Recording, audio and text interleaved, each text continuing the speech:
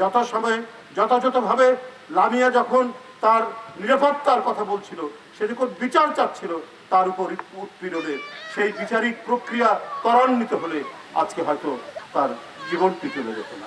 পাড়ায় মহল্লায় গ্রামে গঞ্জে আজকে বখাটে আজকে সমাজ বিরোধীরা তারা আধিপত্য বিস্তার করবে। সেটার দায়িত্ব জনপ্রশাসনের, সেটা দায়িত্ব সমাজের প্রত্যেকটি মানুষের। তাদের যদি আধিপত্য বিচার করে, গণতন্ত্র কোনোদিনই চিরস্থায়ী হবে না, আইনের শাসন কোনোদিনই চিরস্থায়ী হবে না।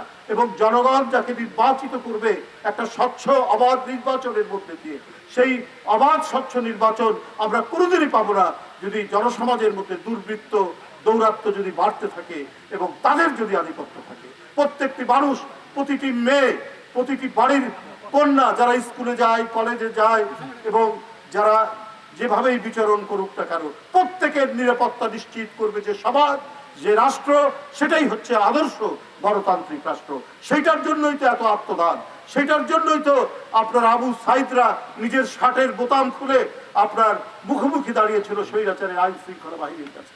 সেটার জন্যই তো আপনার আহনাফ, মুগ্ধ তারা গুলি খাচ্ছে, অথচ তার সতীত্বের জন্য পানির বোতল নিয়ে এগিয়ে গেছে। আজকে 8 মাস পেরিয়ে গেল, আমরা সেই স্বপ্ন, সেই শহীদদের স্বপ্ন বাস্তবায়ন করার জন্য আমরা উন্মুখ হয়ে আছি। আমরা সেটি বাস্তবায়ন যাতে হয় সেজন্য গোটা জাতি তাকিয়ে আছে। বাংলাদেশ হবে একটি শান্তির দেশ, একটি স্বস্তির দেশ। প্রত্যেকটি মানুষ, সে যে পর্যায়েরই হোক না কেন, প্রত্যেকেরই নিরাপত্তা নিশ্চিত হবে।